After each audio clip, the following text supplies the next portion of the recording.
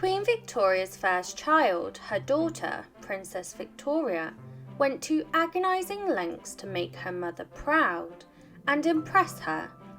She later became the Empress of Prussia. Princess Victoria was able to rise very high, but her life ended with a giant crash. Victoria was born a disappointment. She was born to the young Queen and her husband Albert on the 21st of November, 1840. Queen Victoria had written in her letters that if the baby was born a girl, that she would drown the babe. So when she gave birth to her first child, who was a daughter, she was deeply disappointed. Even the doctor delivering the baby knew of the profound disappointment when he announced that the Queen had sadly had a girl. This was already a bad start, considering she wished for a boy immediately after birth, when she said, "Don't worry, the next one will be a boy." When she grew up, she went on to have issues with her mum. She grew up to be very intelligent, which her father loved, and they grew very close to each other. Prince Albert and the family lovingly called her Vicky for the rest of her life. Her mother's relationship was very different. Although Victoria did love her daughter in her own way, their relationship was chilly and distant. This was perhaps due to her strict upbringing in the palace. The reason she grew up to be so intelligent was because she had to follow a rigorous educational schedule.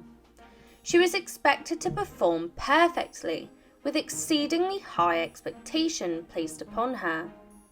Prince Albert even went on to write a book about how he tried to educate his heirs to the highest level.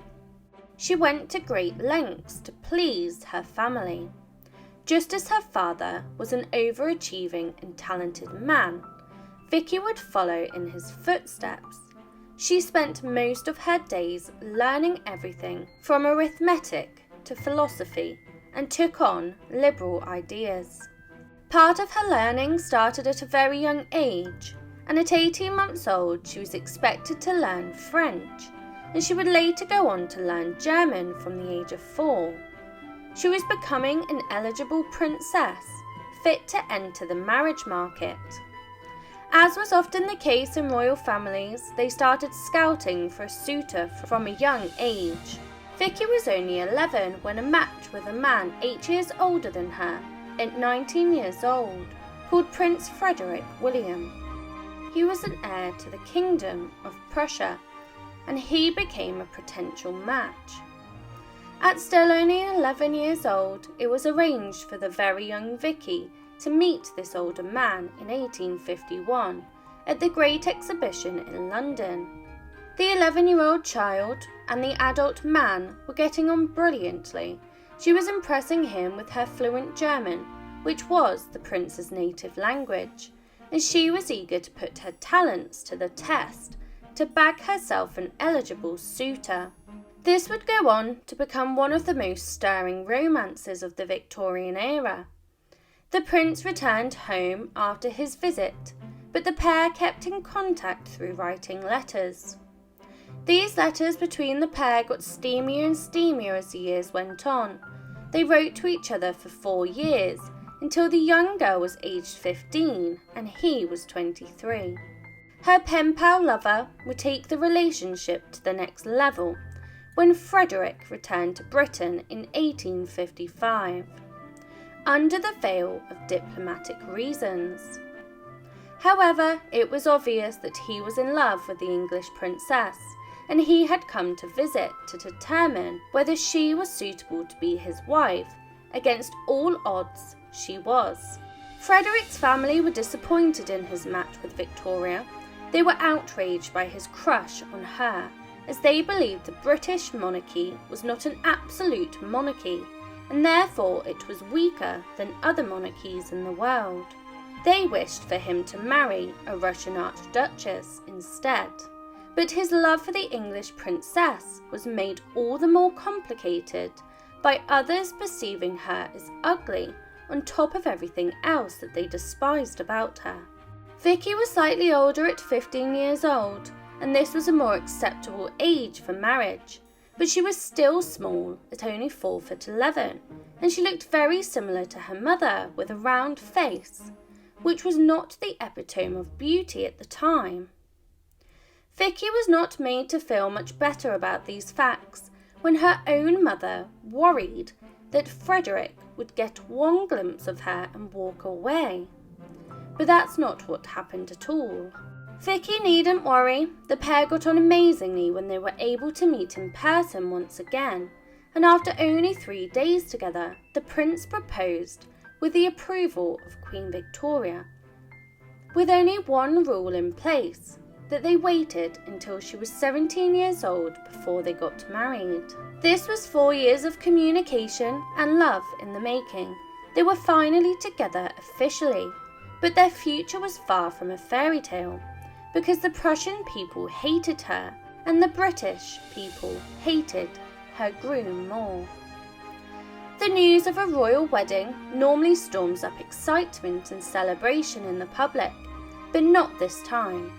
The Prussian people were disappointed in Frederick's choice in bride, and the British public were not a fan of Vicky's groom either. They branded his family a miserable dynasty in the press. There were few moments of peace between the two joining families, and they quarrelled over the wedding details. The Prussian family were much more traditional than the British royal family. Vicky had requested to bring 2 of her own ladies-in-waiting with her to the foreign land, but she was met with a hard and cold 9 from Berlin. With the wedding approaching, the fighting did not stop there. It got worse because her mother insulted her husband's family. The Prussian family, as the family of the groom, they wanted to take charge of the wedding, and they demanded that things went their way. They insisted that the pair marry in front of the Prussian court in Berlin, but Queen Victoria brutally responded that she absolutely would not stand for that. Luckily for her, she got her own way, with the wedding taking place in the St. James's Palace in London. Despite all of the issues between the family, the couple did go on to have a fairy tale wedding on the 25th of January 1858. Vicky wore a flouncing Honiton lace confection, complete with an enormous 3-yard train and delicate wreaths of orange and myrtle blossoms. As the bride of the groom with his own royal family, Vicky was set for a future in his native land, and so she joined him in Berlin shortly after, where things did not go any smoother now that they were newlyweds, because their in-laws were monsters, hell-bent on making her life hell. Despite the issues, both Frederick and Vicky were young and in love, and they would have been looking forward to a beautiful honeymoon period. But after years of quarrelling between the two families, and with years of growing hate towards Vicky, and they let her know on many occasions, with very public insults from his extended family. Not only did they publicly humiliate, they also punished her without words by putting them up in their new home, which was far from a show of opulent wealth. Frederick's uncle, King Frederick William IV, was the ruler of Prussia, and just like everybody else, he was not keen on the match, but it was too late. Instead, he gave them a chilly reception and sent them to live in a derelict wing of the Berlin Royal Palace. This section of the building was shabby and outdated, and it didn't even have a bath. Her in-laws continued to dislike her, and despite having similarities in their political views, with both being liberal. This must have been very hard for a young girl of only 17 years old, surrounded by a family that did not warm to her. They did, however, expect her to perform her royal duties, which often included appearing at formal dinners and public performances every night, usually staying past midnight. Then she would have to wake up at the crack of dawn, get dressed in full regalia, and greet people at 7 a.m. Vicky had always been caught in the middle of the Prussian and British courts. She was encouraged to remain a British princess first and foremost by her mother, but was required to be a Prussian princess by the other. She could not win, until eventually she was made to make an impossible decision. When the Duchess of Orleans, a distant relative of both her and her husband's family, died, this led to a choice being made. The British family mourned and wore black for a month, while the Prussians did so for only a week. She made the wrong choice in the eyes of her mother. She decided to mourn for 7 days, alongside her husband's family. Queen Victoria berated her daughter for not sticking to English traditions. She received many demanding letters from the Queen, until Prince Albert insisted that the Queen stop. Petty disagreements broke out as a result of the hobbies that Vicky decided to take up. She had always enjoyed gardening and decided to start this in her new home. The Prussians took this as an attack on their gardening styles, and when the princess took inspiration from geometric and simple English gardens, this led to a battle to make the palace's gardens as leafy as possible. Despite being a royal princess, she struggled financially, and her royal duties went without thanks. King Frederick William gave his nephew an allowance, but it was so little for a royal expected to attend royal engagements of the highest standing, and so Vicky found herself having to go into her own dowry to keep them presentable at these engagements. This was a far cry away from the life that she was used to in the British royal family, and the transition took its toll on her. Vicky married young and went on to have children, young too. Within a year of marriage she was pregnant, as it would have been expected of her to be. In late January 1859, the princess went into labour, and the nightmare began when her son was injured. The people responsible for ensuring that her labour went swiftly did not follow their duties to the highest of standards. The maid delayed getting a doctor, and Vicky, who was just wearing a flannel nightgown, nearly died during the birth of her first child. She had few attendants at the birth, and the baby was in the breech position, making the delivery long, hard, complicated, and nearly fatal for her and her unborn child. The baby was finally born, but it wasn't without physical complications, because her son had a devastating injury from the birth. A caesarean was new at the time and had a very high maternal mortality rate, and so this procedure was out of the question. Had there been better medical care at the time, the prince would have perhaps not been handicapped from birth. The future Kaiser Wilhelm II was forcefully and traumatically born into this world, leaving him with an arm that did not work. 3 days after birth, his handicap was noticed by a nursemaid, who noted that his damaged left arm hung limply at his side. What was not known at the time was due to the lack of medical education, was that the traumatic birth had caused a condition called Erb's palsy, which leads to damage being made to the nerves, and this caused his arm to be completely paralysed, with problems growing also.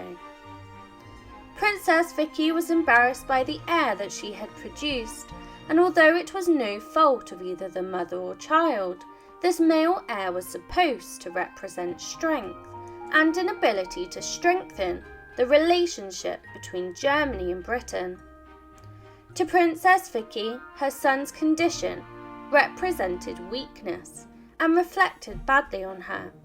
Perhaps this is why she went to such disgusting lengths to try to cure him. When Vicky saw the extent of her baby's injuries, the doctors tried to convince her that the baby would heal and recover from his injuries, but unfortunately this was not the case. The trauma eventually led to the young child's arm withering, leaving it 15 centimeters shorter than his right arm. Shocked and disbelieving, the royal couple had to make a gut-wrenching decision. Vicky was under great scrutiny from the Prussian court, and her husband's family, and she was afraid to announce that her first task of motherhood had been tainted by the baby's condition. The couple therefore decided to keep it a secret. She did tell her own parents, but only 4 months after dealing with the situation on her own, and finally losing hope that he would recover. At such a young age, it must have felt like the world was against her, and it was the worst thing that could ever happen to her. But this was proved very wrong. As the tot grew older and began to walk, Princess Vicky would tie his arm behind his back. She hoped that by taking away the use of the arm he could use, it would force him to use the arm that had been left free, but that was paralysed. This meant that the tot no longer had use of any of his arms, which caused him great distress, and Vicky noted that he gets so fretful and cross and violent and passionate that it makes me quite nervous sometimes. If these rituals were not disturbing enough for the young boy, he was also subjected to electrotherapy for most of his childhood. The procedure would take place almost daily, meaning he would suffer in pain every single day of his childhood for something that would never be cured this way. During the procedure, the young boy's head would hang to the side while he was strapped into an appliance so that he could not escape. A metal rod was used to straighten his back and a screw to pull his head upright. This therapy would have been agony for the young boy. Was it done out of love to fix his arm, or was it done to try to cure the embarrassment his mother felt over his disability? Princess Vicky was perhaps in denial that her son's condition was a permanent and lifelong one. She tried to fix his arm. She was convinced that the damage could be repaired. This is when the start of some disturbing and bizarre rituals were done to make his arm work again. At only 6 months, when his mother had realised he was still paralysed, she began to give him animal baths. Twice a week, his arm was put inside of a freshly slaughtered hare. The idea was that the warm blood would transfer vitality to the limb and make it work again.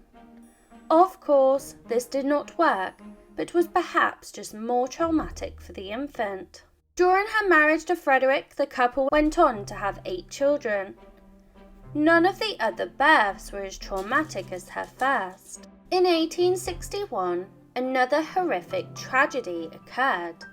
Her beloved father, Prince Albert, suddenly died, which submerged the British public into a deep state of mourning, with her mother becoming a recluse. Vicky was devastated, and she returned to the UK to comfort her mother and to attend the funeral. When she returned to Prussia, it soon all collapsed on itself. Vicky was hell-bent on raising her children herself. She loved them dearly and refused to go on long trips away for fear that she would miss them too much. This made what came next all the more devastating when she suffered a mother's worst nightmare. Vicky's 4th child was a baby boy called Sigismund, and he tragically died at only 21 months old in 1866. He caught a severe case of meningitis, and with the medical care not being what it is today, he could not be saved. She was plunged into a grief that no one is ever prepared to face, with little support from others around her. Although Vicky was in mourning for her lost son, no one else seemed to be. Another one of her sons, Waldemar, passed in 1879, and again she received almost no sympathy from anyone in the Prussian court. Her own mother was too consumed by her own grief for her father, Prince Albert, that she did not believe her daughter was in as much pain as her, as her husband was worse to lose than a child. She made a big error in judgment when she hired a tutor to teach her children. That would go on to encourage Wilhelm to embrace his right to rule and banish anyone who got in his way. There was no time to worry about this yet, as her country was in ruins. Frederick's father, who was now king, nearly abdicated the throne when the country was experiencing conflict. The people hated Vicky more than ever at this point, and people thought she was a drama queen. Vicky tried to impress the court to gain their respect and get them to like her. She set up a military hospital to tend to the wounded in the endless conflict of the country. But the king blasted her actions and demanded that she stopped her theatre of charity. Still, that wasn't the only time the Emperor of Prussia would disapprove of Vicky and her husband.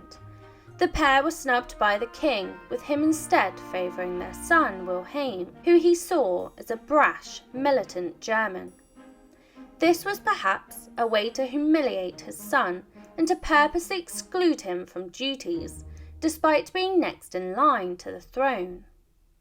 Vicky tried to get the Prussian people to like her, but each time she was met with disappointment and rage. They were never going to like her, because the views of the Germans were becoming ever more autocratic, while she and Frederick remained liberal in their views. Then suddenly the game got fatally dangerous. Vicky's husband, Frederick, came close to his rightful throne, but his health took a turn for the worse. He was suffering with his throat, and eventually he could barely talk at all. The doctors did diagnose him with a non-cancerous tumour and encouraged him to have surgery to remove it. Despite this medical advice, the pair refused any treatment for him, which caused outrage among the children.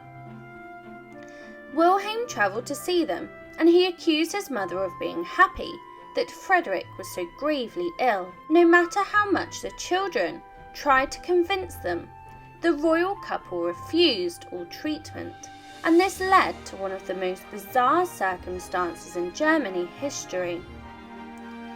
Vicky became the shadow empress. Frederick's father died on the 9th of March 1888, and he appointed Vicky and Frederick as emperor and empress.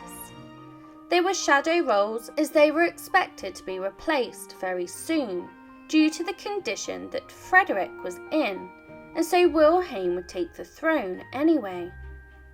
Just before she gave up her empress role, she took on a secret mission.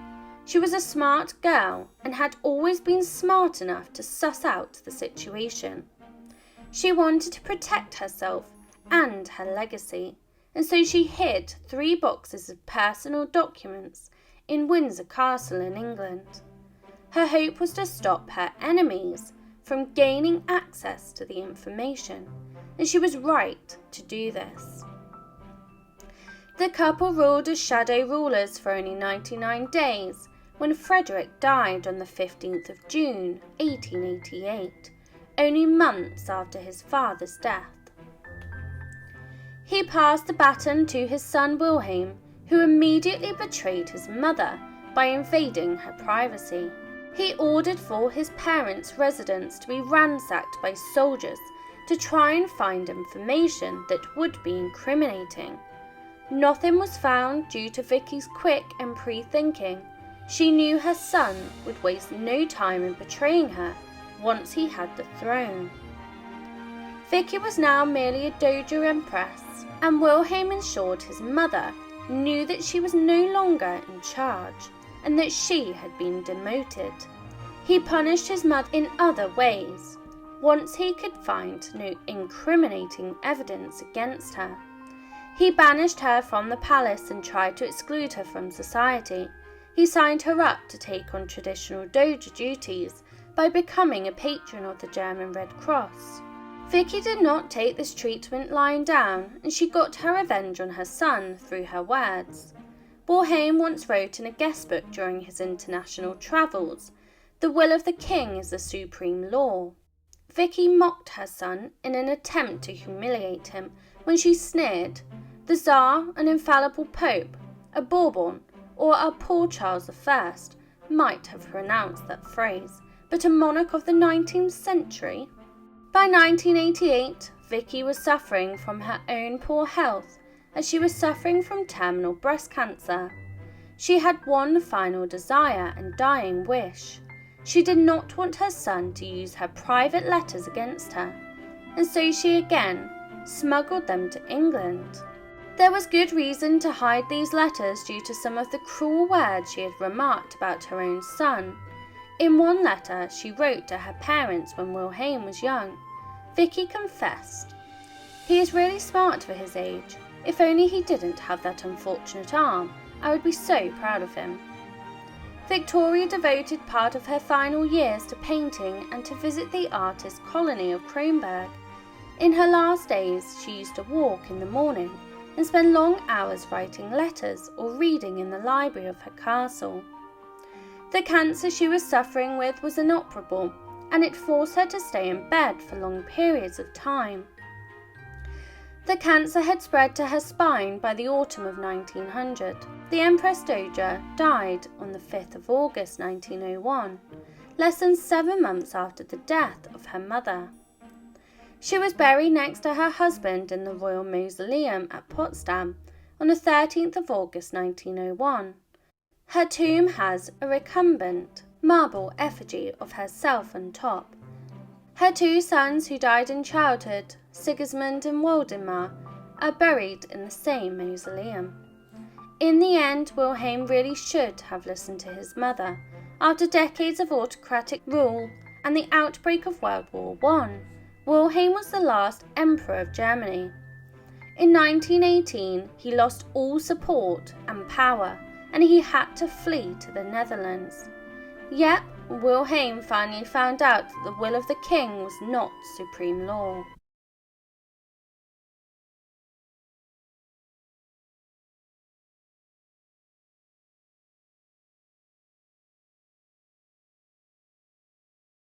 Being a daughter of Queen Victoria should have meant living a fairy tale life, full of wealth, power, and love.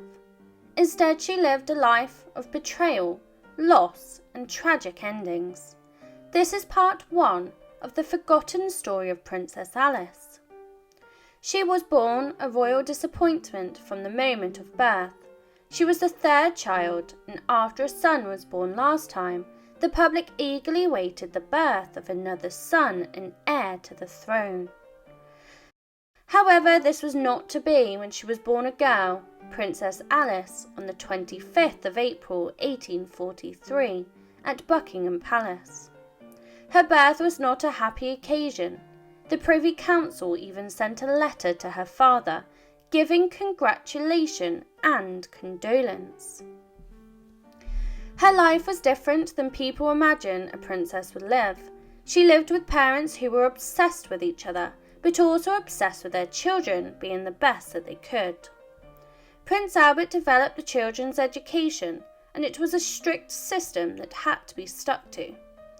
Alice and siblings dressed in practical, humble clothing, and they lived in unadorned lodgings without regular heating, as their mother preferred the cold. Alice was different from her siblings. She was extremely empathetic. She was one of the middle children of the large royal brood, and she got along with all of them, although she did have a closer bond with her older siblings, Vicky and Edward. Alice wanted more than her royal lifestyle. She wanted to experience the life outside of her royal family. She liked to visit the working-class tenants at Balmoral and find out how they lived. This desire to see how other people lived led to her escaping her governess one day in order to attend a local church and sit in the pews rather than attend her royal mass at Windsor Castle Chapel. This hinted at her rebellious side. As everybody has, Alice has 2 sides to her. She was dependable and empathetic, but she could also have a temper. This was perhaps learnt as a way to protect herself as a middle child that would have been up against her other headstrong and opinionated siblings. She was known to lash out with her tongue when she was angry with her siblings, and this only got worse over the years. When Alice was old enough and her mother deemed her fit for marital matchmaking, it was decided that she would be married while still a teenager. Her sister had just married Frederick of Prussia in 1858, and now it was time for her to be matched to an eligible bachelor. Victoria was keen on a love match for her daughter, so long as it was one of the eligible European royal houses. This did not leave a large scope for a real love match, and the options were very far and few. Alice's newlywed sister Vicky was in charge of compiling a list of eligible European bachelors. She only found 2 men suitable: William the Prince of Orange and Prince Albert of Prussia. Albert of Prussia was also Vicky's husband's cousin, and when Princess Alice was set up to meet these suitors, she was not happy with it at all.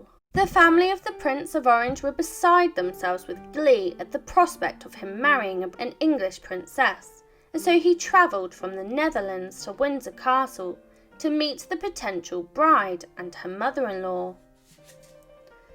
Alice was brutal in her response, and she was not keen at all, and she told her mother she did not like him at all. Her second match seemed even more unsuitable because she was far too good for him. The second suitor was recommended as the cousin of Alice's new brother-in-law, Frederick. But Frederick himself claimed his cousin wasn't good enough for Alice, who deserves the very best.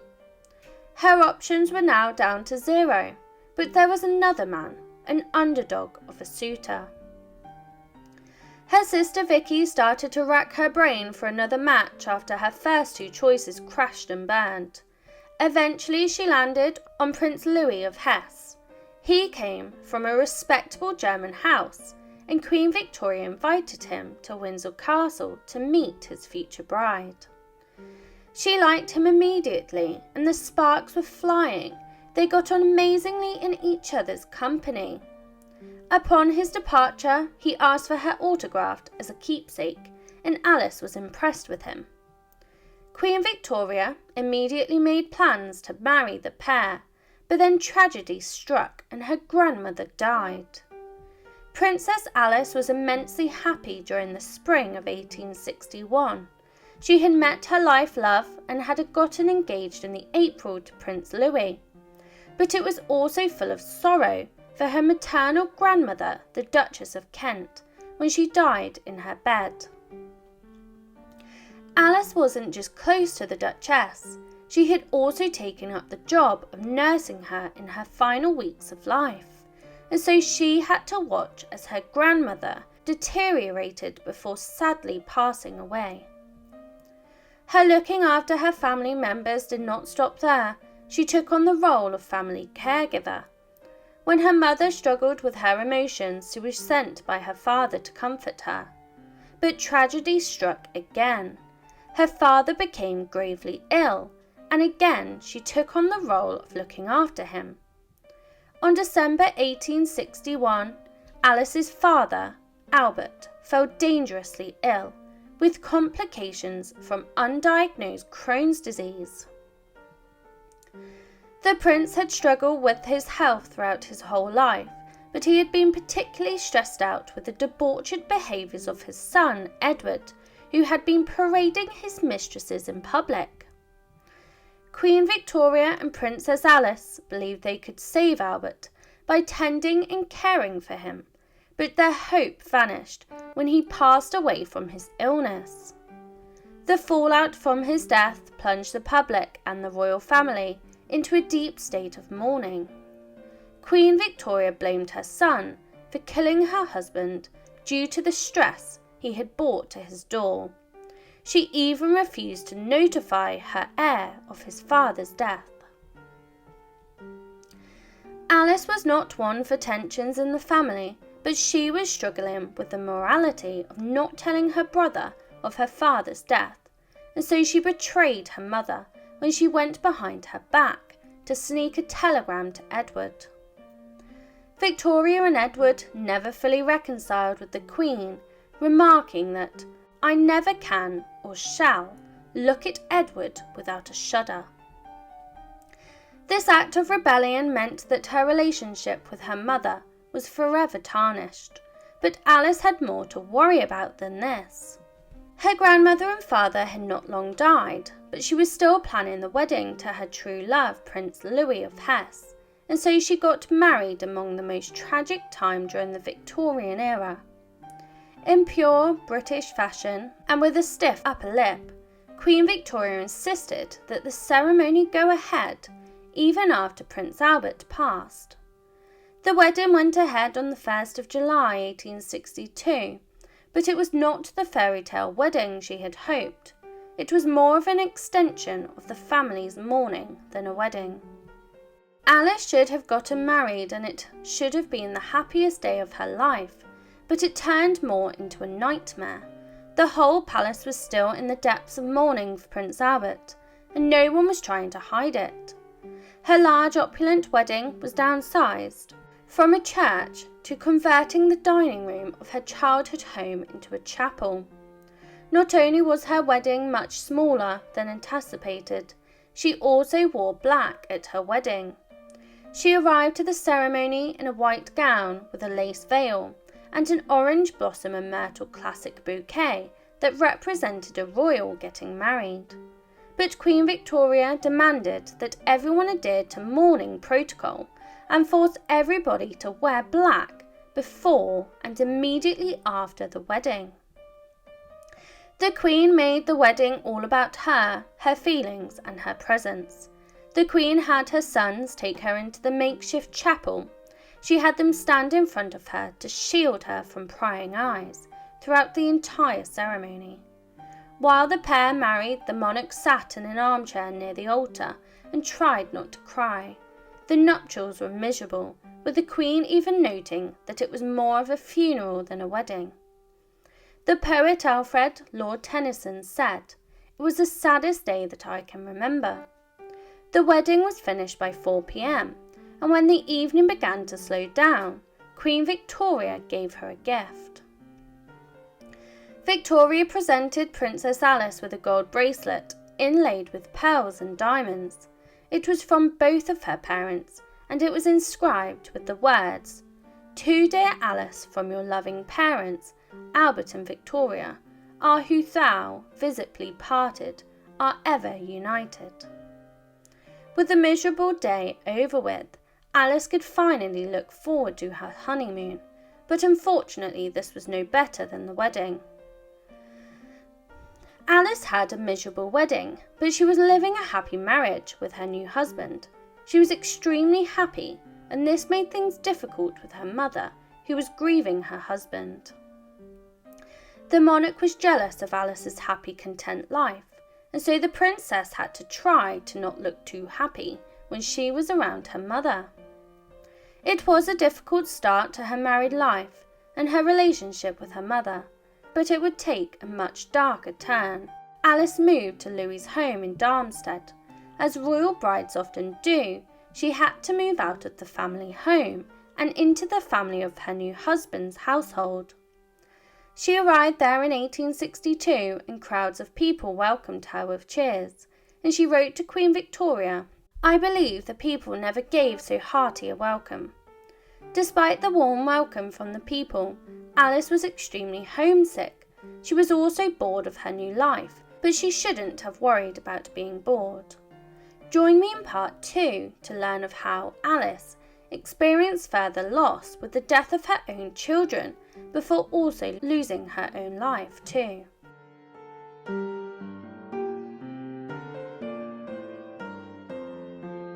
Her father-in-law disgraced her, and Hesse simply couldn't accommodate someone of Alice's considerable rank. Queen Victoria had envisioned Alice getting a newly built pristine palace over there, but that's not what happened. Prince Louis's father had inadequate and declining resources, and he refused to waste what little wealth he had left to find or build the newlyweds appropriate lodgings. Instead, Alice and her groom lived in a simple house overlooking a street in the rambling old quarter of Darmstadt. This was a far cry away from what she was used to in England. Despite this, Alice tried to be accommodating and she tried her hardest to fit in. As soon as she started to fit in, her personal life imploded. As was expected of her, she started getting pregnant and giving birth to babies right after the wedding, having 2 children, Victoria and Elizabeth, within the first 2 years of marriage. This caused some tension with her mother. Alice was passionate about breastfeeding her babies, which was less common at the time, but the most resistance she experienced came from her own mother, who hated the thought of her daughter doing it. As the years wore on, though, the Queen took her displeasure to new heights. Princess Alice was confident and comfortable in her own skin, and she also admired the bodies of others. She took up a strong interest in nursing, and she even became friends with the famous Florence Nightingale. This traumatised her mother, who was so horrified she wrote a warning to Alice's younger sister Louise about Alice's perverse interests. The Queen was wary that Alice would take a gynecological stance with the princess, and so the Queen insisted, "Don't let Alice pump you. Be very silent and cautious about your interior." There was an ulterior motive behind her actions with her daughter, and that was because she was a very jealous woman. She struggled with the idea of Alice being happy, and Victoria didn't want to let her daughter go, because she was so utterly miserable herself. Her response to this was to snipe at her instead, and each year the sniping worsened. Alice was content and happy with her children. She visited England less and less, and the Queen struggled seeing Alice happy. But she didn't have to wait long to see her miserable, because on the 7th of October 1870, Alice gave birth to her 2nd son and 5th child, Frederick, aka Fritty. The new baby was the fam's favourite, but something was seriously wrong with him, due to a genetic condition that the Queen had passed down to her own children called haemophilia. This prevents blood clotting in male children, and she had passed it right down to Alice and then to little Fritty. The royal disease was being passed down all over Europe due to the many marriages that were arranged by Victoria, and as a male with the disease, it was nothing less than a death sentence at the time. This disease went on to kill Alice's brother, Leopold, in 1884. Unsurprisingly, everyone feared the worst for the princeling Frederick, who would go on to die in a devastating way. On the 29th of May 1873, the little boy fell 20 feet from his window when he was hanging out of it at home. The fall would have injured and could have been fatal for any child, but coupled with this royal disease meant he stood no chance at all. The boy did not die on impact. He awoke after the fall, but even the best doctors in the land couldn't control his internal bleeding, and so he devastatingly passed away, leaving Alice heartbroken. Alice was plagued with grief for years. She never ever got over the loss of her beloved son. She sent a letter to her mother, who was not very empathetic of her grief, only 2 months after the fall, stating, "I am glad you have a little coloured picture of my darling.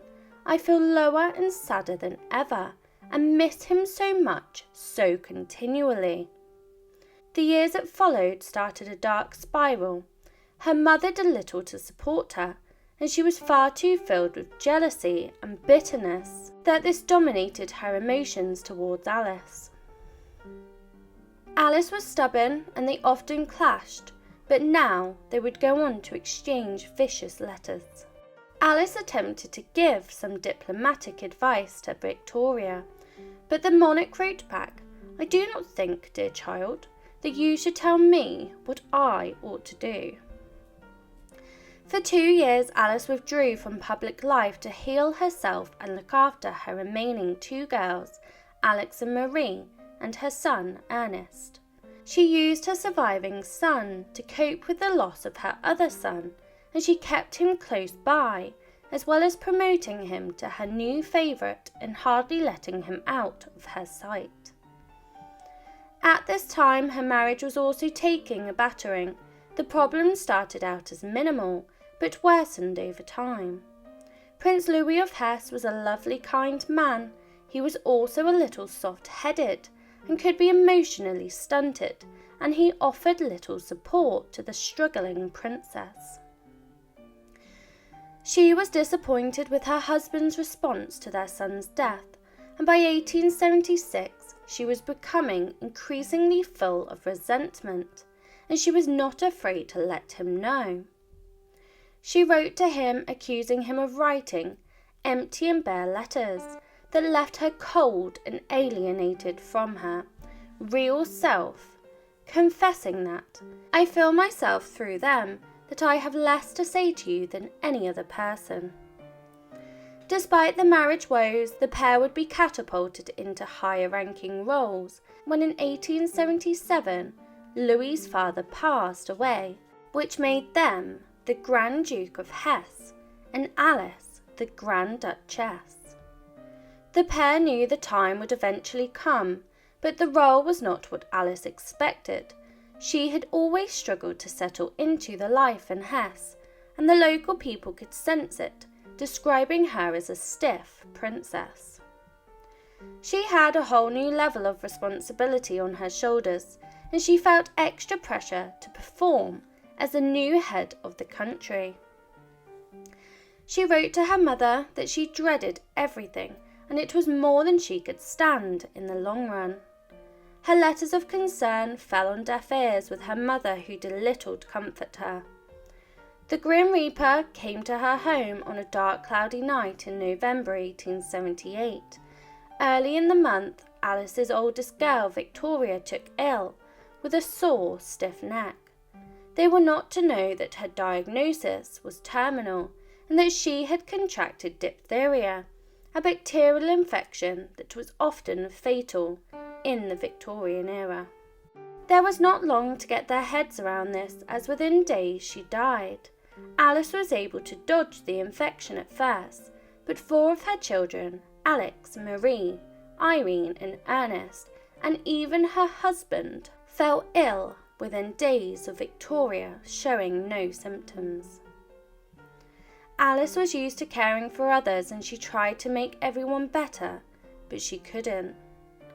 On November the 15th, Alice's youngest daughter, Marie, who was only 4 years old, fell severely ill. The staff gave a grave diagnosis and suggested that the Grand Duchess should attend her bedside to say goodbye. Alice arrived, but unfortunately, before she arrived, Marie had choked, and now her body was already turning cold. She was so devastated by the death of her daughter that she kept it a secret from her other children, so not to dampen their spirits while they were also fighting against the infection. However, she finally gave in to her son Ernest when he wondered where she was. He was so crushed by the news that he required comfort by his mother, who gave him a kiss that would go on to be fatal. Alice had introduced a strict no-contact order in the house, but due to the young boy's grief, she tragically went against this and instead became infected by her son. She contracted the infection shortly after, and on Saturday the 14th of December, Alice fell incredibly ill with diphtheria, so much so that she barely survived for a few more hours. At 2:30 she spoke her heartbreaking last words, whispering "Dear Papa," before losing consciousness and never waking up again on the anniversary of her father's death. She had been reflecting on her father's death while in the grips of the disease, perhaps aware that her end was near too. Her final words were "Dear Papa." Alice's sister Victoria was heartbroken over the death of her sister, but she was banished from attending the funeral due to tensions between the two nations.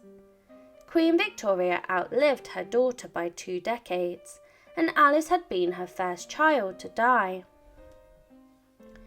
Queen Victoria, who was always looking for cosmic connections, noticed this connection with her husband, and she called it almost incredible and most mysterious, and lamented that this terrible day come round again. Even after the deaths in the family, the heartache did not end there. Alice and Louis' daughters married into Russian royalty, which ended in tragedy for both of them. Their daughter Alex went on to marry Tsar Nicholas II of Russia, and Elizabeth married Grand Duke Sergei Alexandrovich of Russia. Both women were brutally murdered by the Bolsheviks. Mercilessly, so were Alex's 5 children. This marked the end of the Romanov dynasty.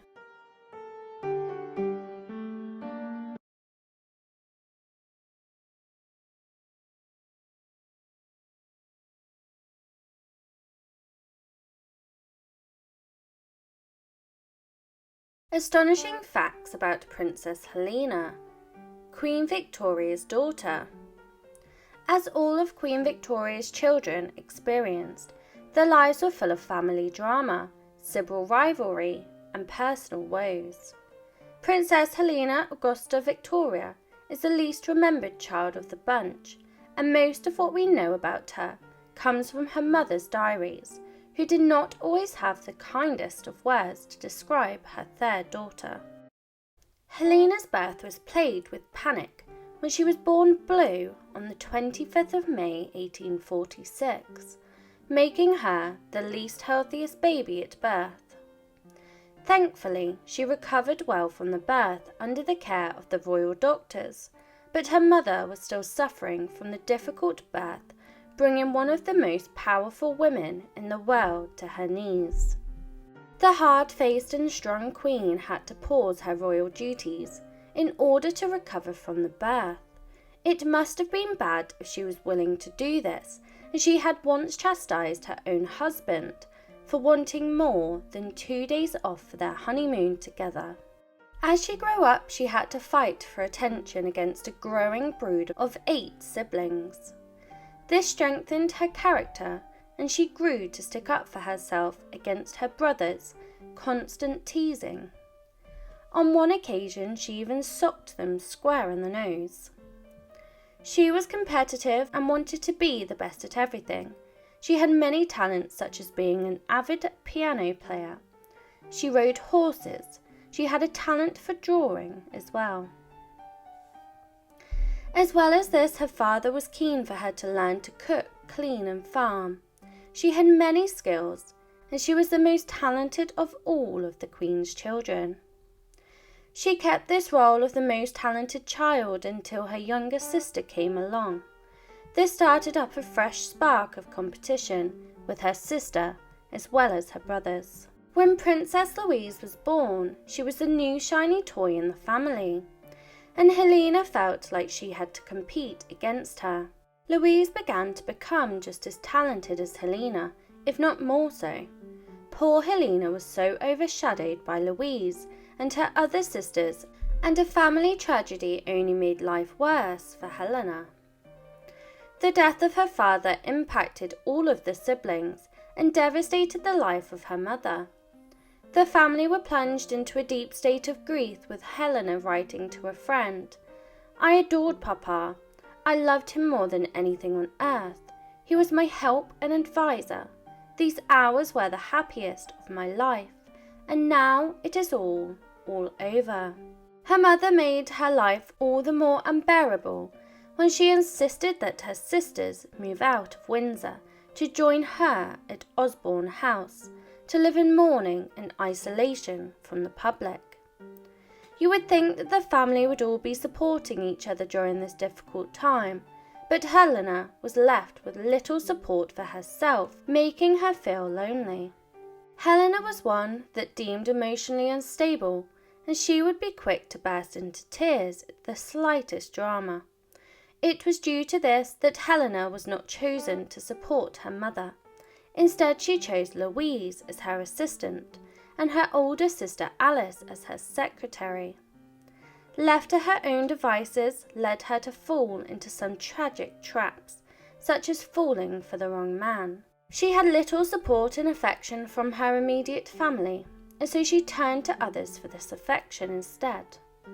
Unfortunately, Helena found that affection in the form of Karl Reuland. This romance was doomed from the start. Not only was Reuland the former private secretary to her dad, but he was roughly 13 years older than her. Queen Victoria found out about the pair's romance, which fueled some furious rows between the pair. From the moment onwards, she was not trusted with her own love life, and so her mother took control of this area of her life. Queen Victoria fired her lover and sent him packing back to Germany. Helena was left heartbroken by the separation, and panic stations were set in place to marry Helena as quickly as possible to avoid this kind of scandal happening again. Her mother chose her husband for her, and Helena was deemed non-pretty compared to conventional beauty standards at the time. She was chunky, dowdy, and double-chinned, meaning she was far away from the fairy tale princess look. Due to being a middle child of such a big brood, it made the marriage prospects less secure. Her mother threw in one more condition that made marrying Helena a difficult pill to swallow because she was underestimated. Her oldest sister had been married off in 1862, and so Helena was forced to replace her role as unofficial secretary, something her mother had previously doubted her ability at. Much to her mother's surprise, she excelled at the role, and she made an excellent companion to the Queen. Victoria then insisted that any suitor for her daughter would live in the Queen's residence with them. This was not a desirable situation, and so many men refused to agree to the strict criteria. The one that did agree went on to tear the royal family apart, and he was no royal suitor. You have to think about the type of man that would be willing to agree to this arrangement. The man chosen for Helena was Prince Christian of Schleswig-Holstein. He was older than Helena, as well as being pretty poor in comparison, and his family's duchies were being fought over by Prussia and Denmark. Helena's elder sister, the Crown Princess, was all for the match, but her sister Alice spoke out openly against it. Their proposed marriage caused many disagreements within the family, and they weren't the only ones squabbling over it. Alexandra of Denmark, Helena's sister-in-law and daughter of the King of Denmark, was especially outraged by the marriage. She believed that the lands in dispute belonged to her father, and to Helena's sister-in-law, the Queen's decision to marry Helena off to Christian was nothing short of disgraceful. It is obvious that Helena's match to Christian was a massive political scandal, but what did Helena herself have to say about all of this? Against all odds, against the age difference, despite him being from a poor family, despite the family uproar, the pair were extremely happy with the match for themselves. She was happy with the match, and she found him pleasing, gentlemanlike, quiet and distinguished. It didn't take much persuasion from her mother to find the match a perfect one, and so the marriage went ahead against all odds. But the marriage would do little to improve her standing in the royal family. Helena's wedding was organised for the 5th of July 1866, and the whole spectacle was a disaster. There were members of the family that refused to attend, including Edward, her brother, and husband to Alexandra. They were in protest against the wedding, and on top of this, one of the guests had a sudden gout attack. Further to the trauma of the day, one of the royal guests commented that Helena looked like she was marrying an aged uncle. It wasn't the best start to married life, and the protests from family members only grew worse. Most people would have crumbled to the undoubted pressure that the newly married pair faced. Helena and her new husband defied all odds by having a relatively quiet marriage. He was a perfect man for her, and they devoted themselves wholly to each other. Princess Helena mostly found happiness in her marriage, despite being the least eligible bride of the royal brood.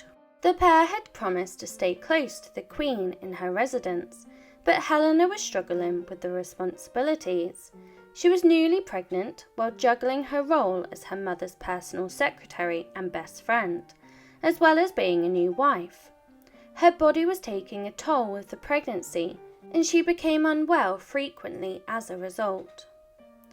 Helena took after her mother and became pregnant quickly, giving birth in rapid succession. She gave birth to Christian Victor in 1867, followed by Albert in 1869, Helena Victoria in 1870, and Marie Louise in 1872. The pregnancies took their toll on her body and her health, and she became unwell often, which her mother was not very empathetic of, because her mother struggled to believe that she was even ill at all, and often accused her of hypochondria. Helena was absolutely not a hypochondriac. She suffered from very real bouts of illness, including rheumatism, joint pain, and severe congestion in her lungs. There were some lifestyle choices that would have not helped her ill health. She suffered from addiction.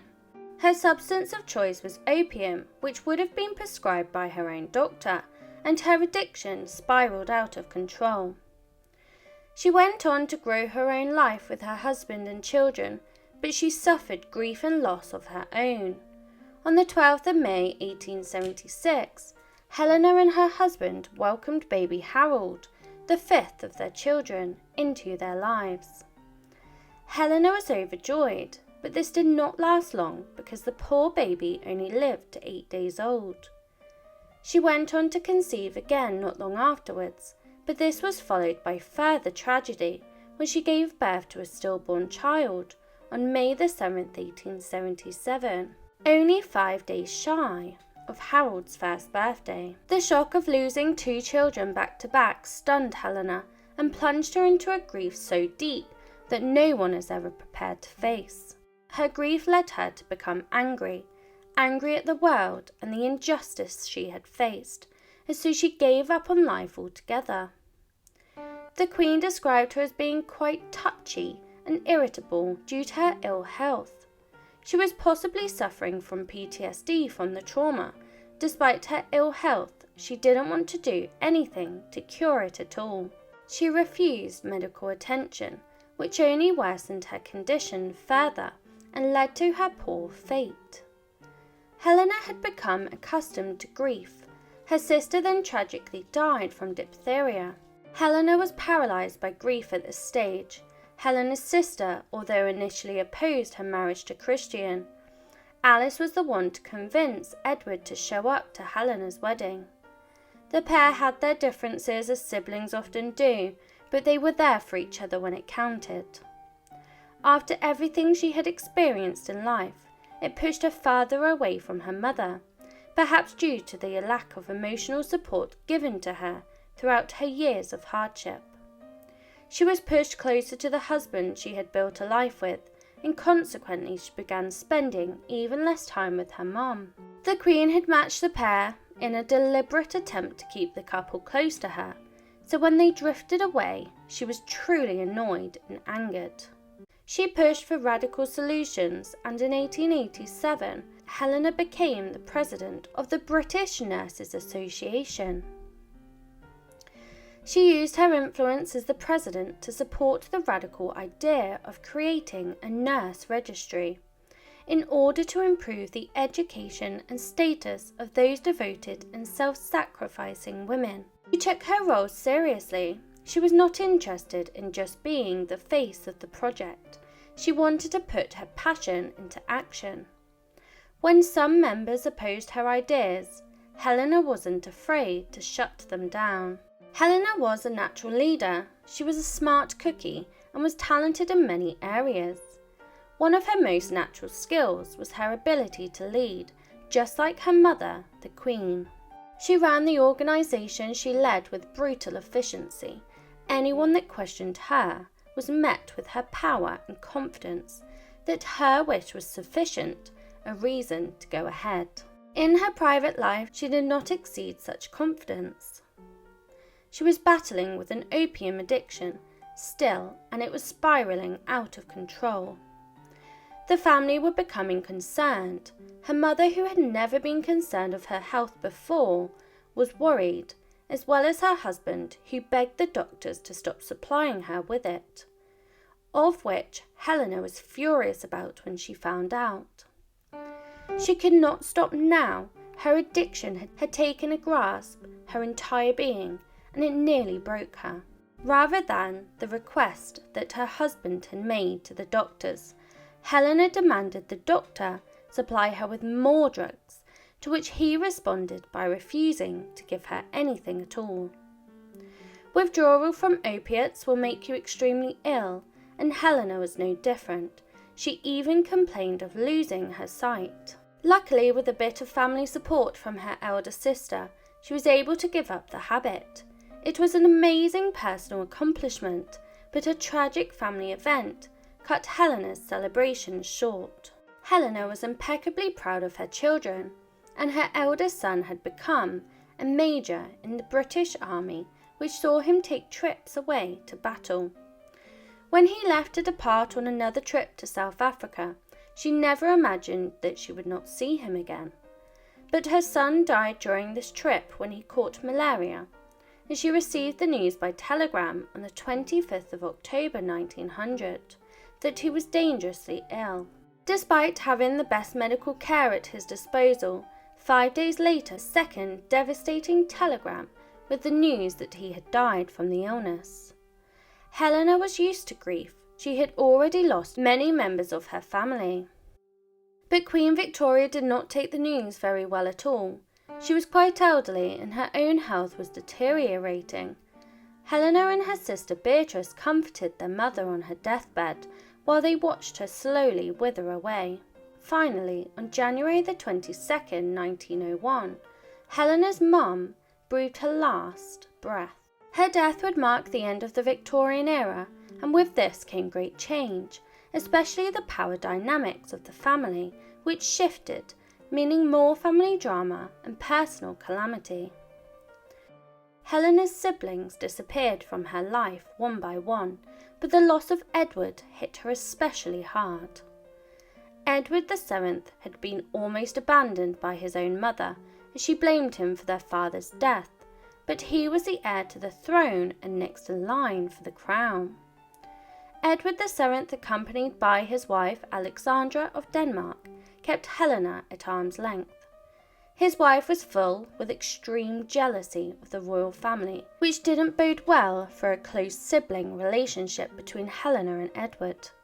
Not only this, Alexandra never really forgot the betrayal that was Helena marrying her husband, and she got revenge on Helena as queen consort.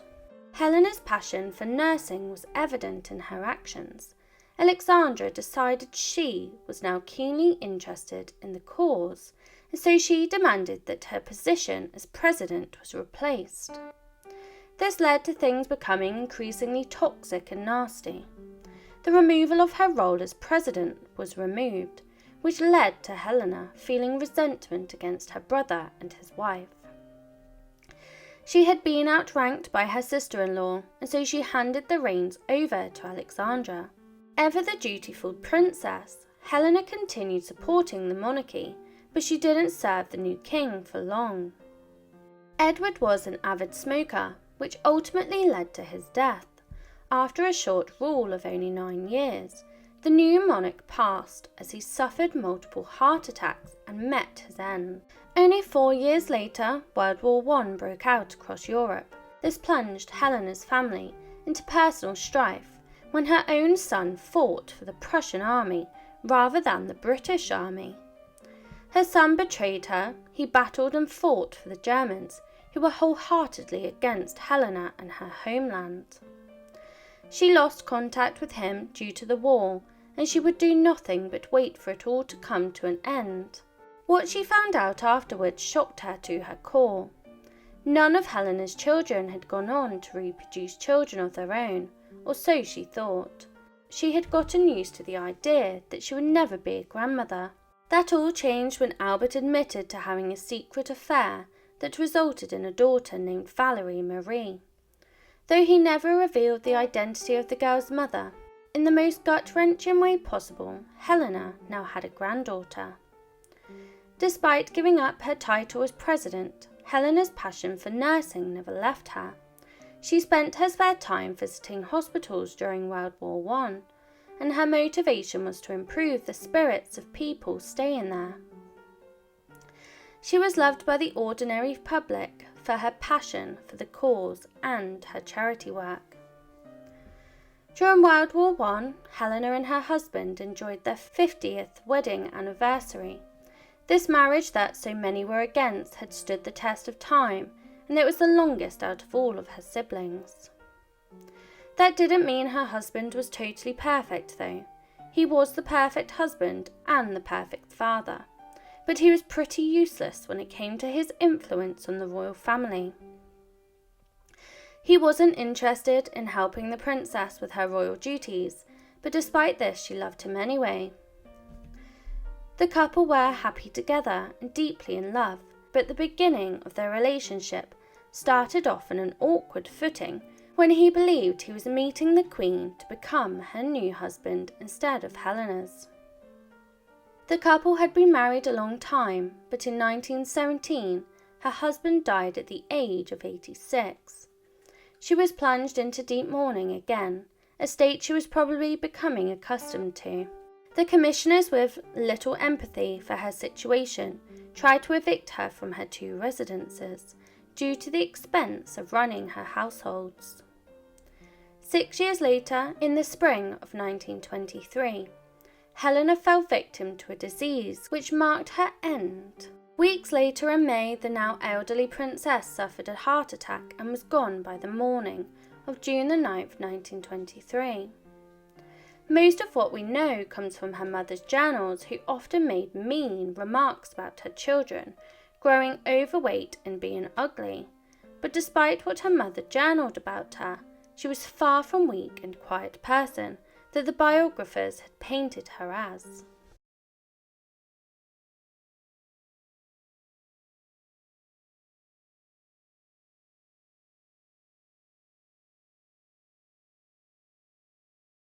Bold facts about Princess Louise, the rebel daughter of Queen Victoria.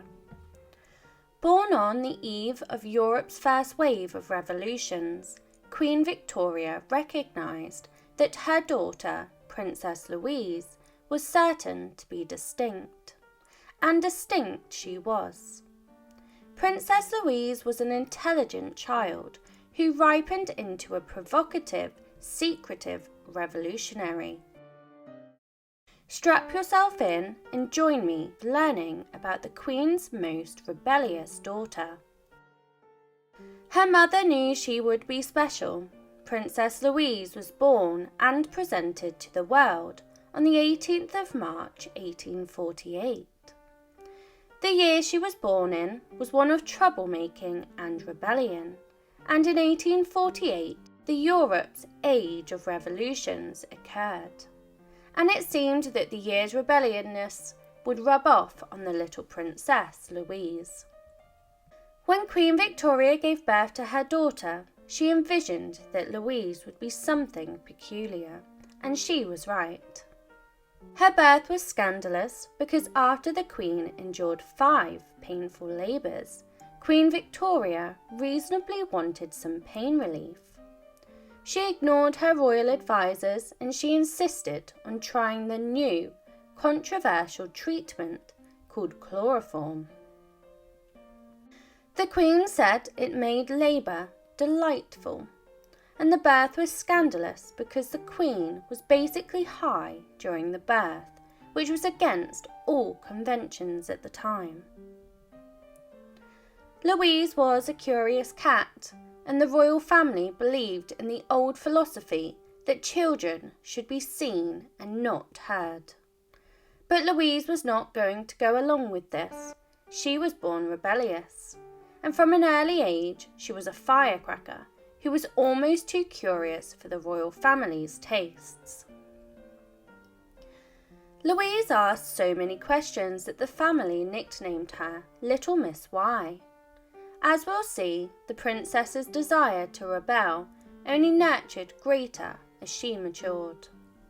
However, Louise was not accustomed to grief, and she struggled to handle it. When Louise was just 13 years old, her beloved father, Prince Albert, tragically passed away in 1861. Even though Louise and Victoria didn't have the calmest relationship, Louise was her father's favourite child, and the death of her father was extremely hard for Princess Louise. With her mum so engulfed in her own grief, she did not have anyone around her to help her through her grief, and she felt so alone. Queen Victoria was so beside herself with her own grief that she could hardly keep herself composed, and in many parts of her life she was not composed or present. She struggled to support her children through their father's passing, and she basically lost both of her parents in one swoop. And so Louise became withdrawn and stubborn, but even with the probabilities weighted against her, she was a fighter. It took nearly 4 years after Prince Albert's passing for Louise to finally rejoin public life. Unfortunately, her mother had other ideas for her. Grand balls were a huge part of Victorian culture. The elite young women entered society with an extravagant party called a coming-out ball. Louise was a 17-year-old princess who was justifiably thrilled about the party, but she was disappointed when her mother cancelled the whole occasion. The Queen had decided that mourning protocols for Prince Albert was more important, even though it had been years since his passing. This kept the family in a state of grief, unable to move on. Louise was furious. She stomped around the palace in place of the dancing that she should have been doing instead, but she'd make her own fun soon enough. Louise would go on to work with her mother, despite the pair not having the calmest of relationships. Louise could wind her mother up incessantly, and she knew just the buttons to press. But her mother was hell-bent on following tradition anyway, and so this meant promoting her troublemaker daughter, Louise, to serve as her personal secretary. Louise was surprisingly good at the work, but she found it boring, and that was until she met a certain gentleman of whom she would have been forbidden from having an affair with. While Louise worked as her mother's secretary, scandalous rumours were spreading throughout England.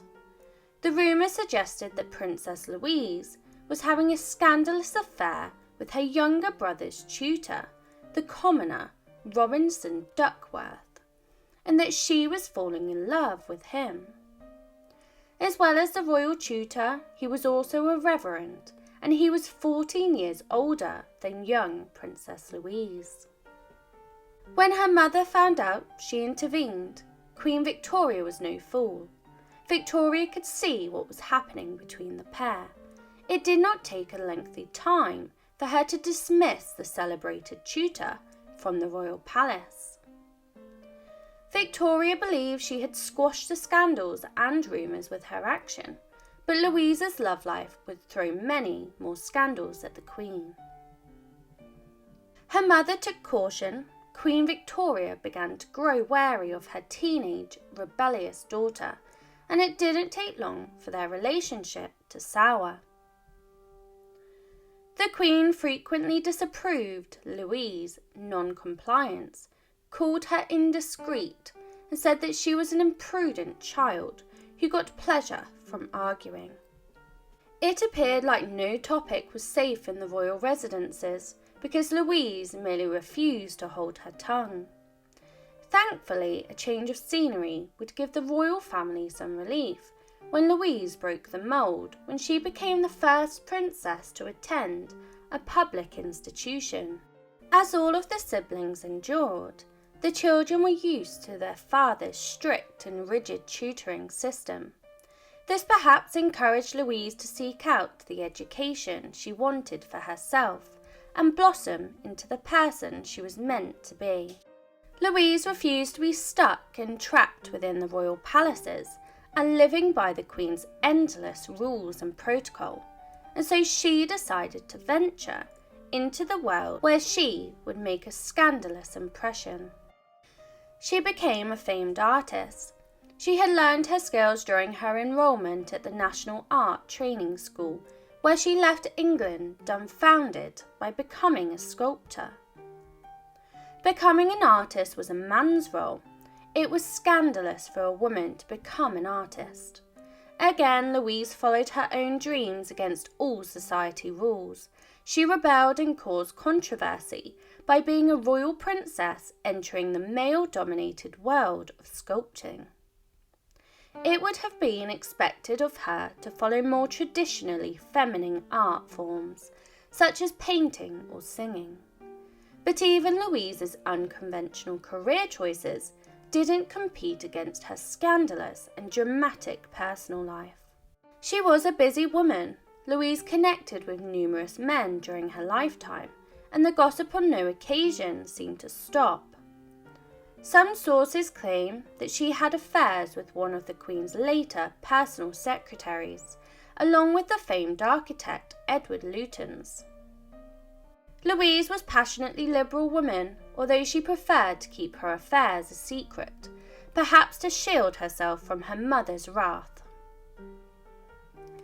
The royal family were far more concerned with concealing even greater things than affairs. She was beautiful, and it was not hard to see why so many men were falling over themselves to be with her. The princess was absolutely gorgeous. She had pale skin, dark hair, and a slender figure. Unlike some of her other sisters, Louise was the Victorian era's idea of a jaw-dropping beauty. To this day, she is often called Queen Victoria's most striking daughter. She kept another huge secret. Louise was a handful for Queen Victoria. She was often having to intervene in covering up her daughter's explosive personal life in order to protect the royal family. It is alleged that the royal princess didn't just have an affair with Leopold's tutor Duckworth, but that she also had an affair with another of her brother's teachers as well. This time the man was Walter Stirling, and his relationship with Louise would send the royal family into a state of panic. The scandal was pushed far down into the deep realms of other royal secrets, but a scandal that has been resurfaced is one that would have caused great shame at the time. It is rumoured that Louise had given birth at the young age of 18, out of wedlock, and this would have brought endless shame and scandal to the royal family. It was Queen Victoria's doctor, Sir Charles Locock, that had started the rumour.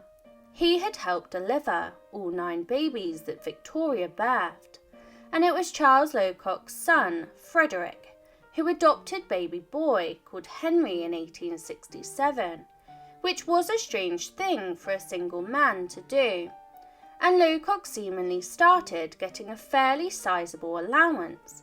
He had also been given a grace and favour apartment in St James's Palace.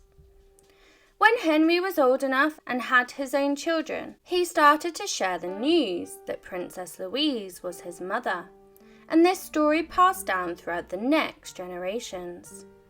The descendants of Henry Locock applied for permission to test the DNA from Henry's coffin to compare against Louise's niece, with the Tsar Alexander of Russia, but unfortunately it was refused by the court of archers, meaning the truth was never fully known. In between all of her personal affairs, Princess Louise was still able to dedicate herself to philanthropy. Even as a young woman, she felt passionately that she shouldn't just serve the royal family, but that she should work for the British people. She used her influence as her mother's secretary when she helped open a hospital for children and became the face of royal philanthropy. Louise was able to enjoy her 20s, but time was ticking and the expectation of marriage was being forced on her with greater pressure. One thing she did not want was to marry royalty. The Queen set about finding her daughter a husband, as she did for all of her children and many of her grandchildren. Her sisters had all married royalty, and the Queen proposed many princes from across Europe to Louise. But Louise was hell-bent on never marrying a man who was a member of any royal family. She already had to struggle with her own stuffy royal family. She did not want to cope with another. Louise knew what she wanted, and she wouldn't concede defeat. Her family was busy showcasing her across Europe, and Louise grew keen on a regular man named John Campbell. He was not a royal, but he was a noble. To the royal family, you were a prince or you were nothing, and despite him being a good pick, the royal family strongly rejected the scandalous marriage. Eventually, Queen Victoria saw sense and conceded. She even stood up for her daughter against those in the family who disputed the marriage. In 1871, Louise and Campbell walked down the aisle with the Queen's approval. However, the Queen did snub the nobleman, refusing him a kiss on the royal cheek, instead insisting he kiss her hand instead. Louise could not escape the rumours and scandals, and her wedding was another event that caused a stir. She had not married a royal, and so this would go down in history for centuries. The affair caused so much curiosity from the public, and so many people showed up to the ceremony that the authorities implemented for the first time in Britain chain-link barriers to protect the couple from the massive crowds. Louise had style, she was an artist, and she knew her own fashion and what suited her. She decided to dress herself, even designing her own wedding veil. Sadly, the marriage did not end happily ever after. Once married, Louise went straight back to her charity work, and she helped create the influential Ladies' Work Supply in 1871, a foundation that designed, created and sold embroidery to help those in poverty. The organisation selected Louise as their president, and she also worked as one of their designers. Louise travelled far and wide, even setting foot in Canada as the first British royal, where she helped promote the founding of the National Gallery of Canada and the Royal Canadian Academy of Arts. The people of Canada loved her, and they even named the province of Alberta and beautiful Lake Louise after her. While away in Canada, she was given the news that her favourite sibling, her sister, the beautiful Princess Alice, alongside two of Alice's daughters, had all died of diphtheria. What was also devastating was she died on the anniversary of Louise's father's death. However, her time here was not without drama when she was lucky to survive. In 1880, she was involved in a shocking experience when she got into a dangerous sleigh accident. Louise was dragged through the snow for 400 metres when the carriage overturned.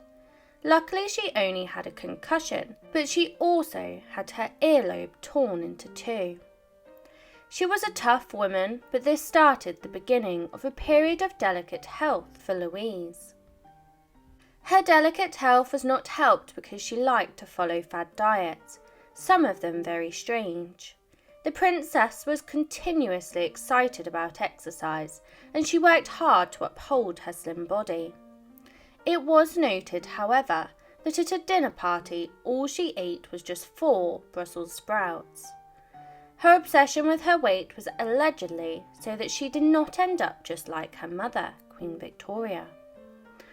There was a reason that the Canadian people loved Louise. She had a good heart, and this was evident when she used her wealth and influence to create a medical fund and hired a doctor to provide medical attention to the men fighting on both sides of the Northwest Rebellion.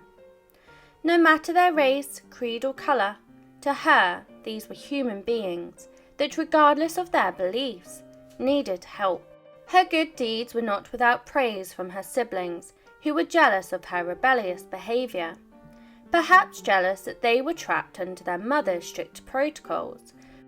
When Louise returned to England, her homecoming was anything but rosy. One of the members of her family that she got on well with was her sister Beatrice's husband, Prince Henry of Battenberg, who she potentially got on a bit too well with. During a period when scandals were society's form of entertainment, her relationship with Henry did not go unnoticed, and people began to suspect that she was having a twisted affair. Although Louise didn't care what people thought of her, and she didn't care much for appearances either, she was able to ignore the rumours, and the true information on this affair will never truly be known. But when Henry passed in 1896, Louise remarked that he was almost the greatest friend I had. I too miss him, more than I can say. Because of the rumours that Louise was secretly romancing her own sister's husband, it's not hard to believe that Princess Beatrice would get angry and lash out.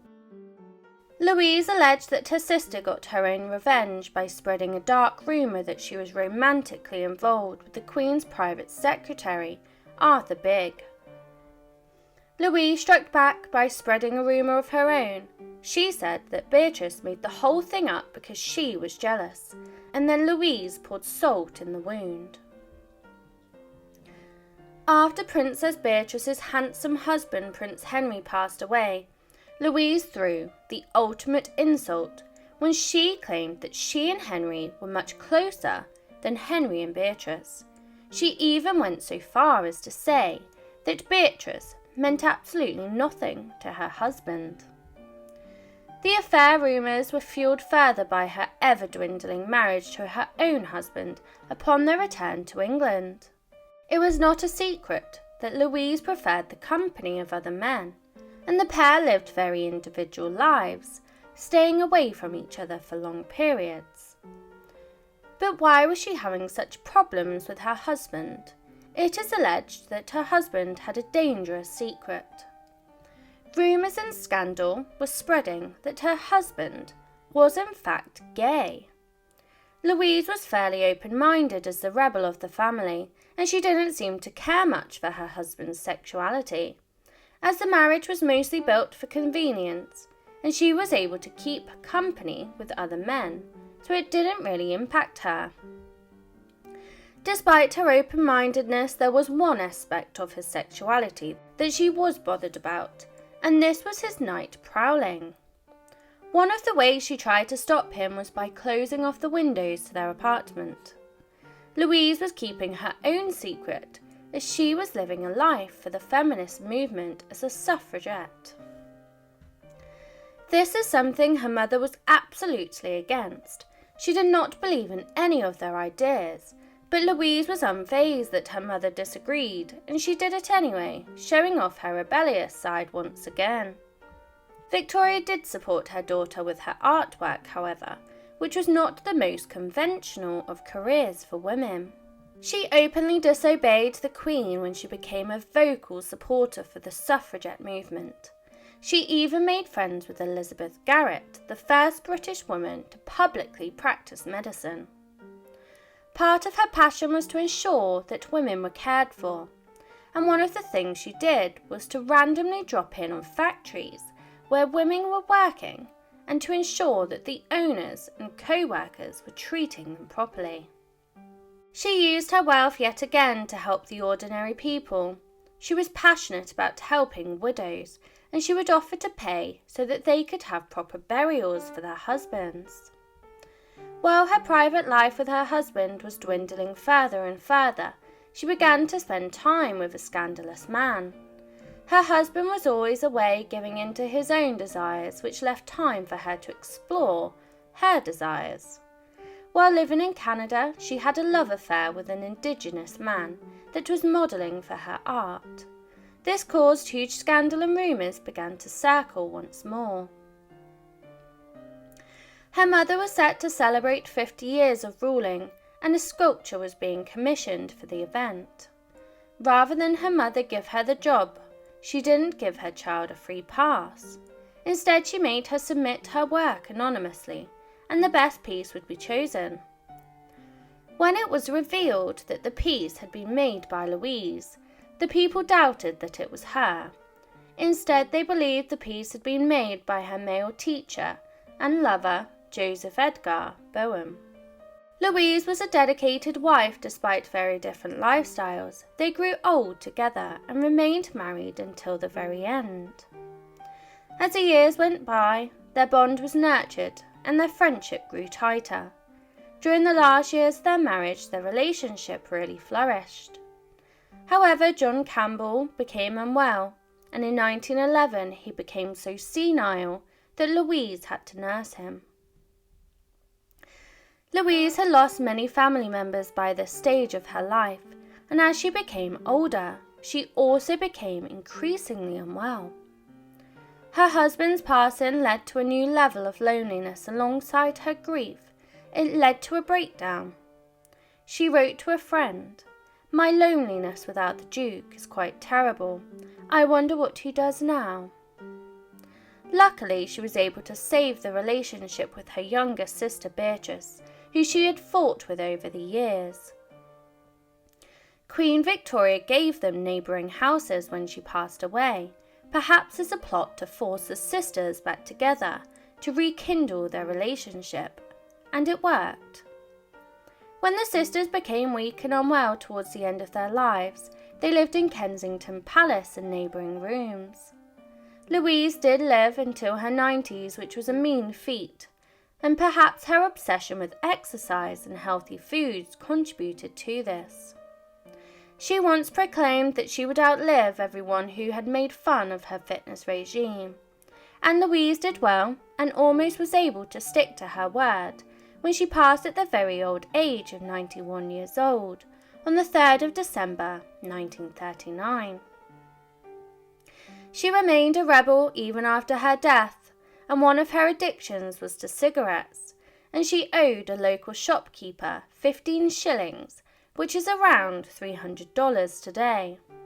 She kept this addiction to herself right into adulthood, as her mother would have chastised her for it.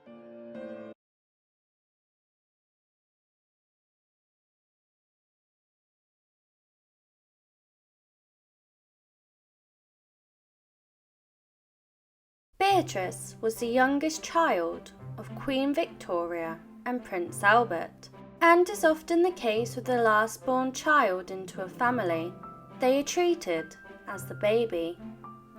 This did not stop her being subjected to her mother's judgment of her children and her domineering behaviour to all that she could control. Her life as a princess was no fairy tale, and as many of Queen Victoria's children and grandchildren, she suffered greatly throughout her life. Her birth was scandalous. Beatrice was born in 1857. She was the 9th child of Queen Victoria, who was famous for not liking children, pregnancy, or childbirth. It was her dislike and discomfort in labour that led the public to view her birth and child in a scandalous manner. The use of pain relief was looked down upon at the time, as it went against nature and God's law. But Queen Victoria decided to use chloroform to dull her labour pains, which displeased the public greatly. Beatrice became a scandal even before she was born and had taken her first breath. She was the baby of the family. As the youngest of the royal brood, she was treated better at the beginning of her life, and both her parents spoilt her more than the others.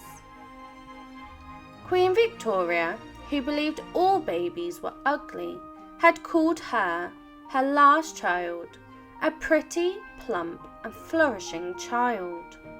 Prince Albert was overjoyed that the child would go on to become an intelligent woman, so that he could have intellectual debates with her as she grew older. This love did not come for free, as it was later revealed. She was subjected to emotional burden.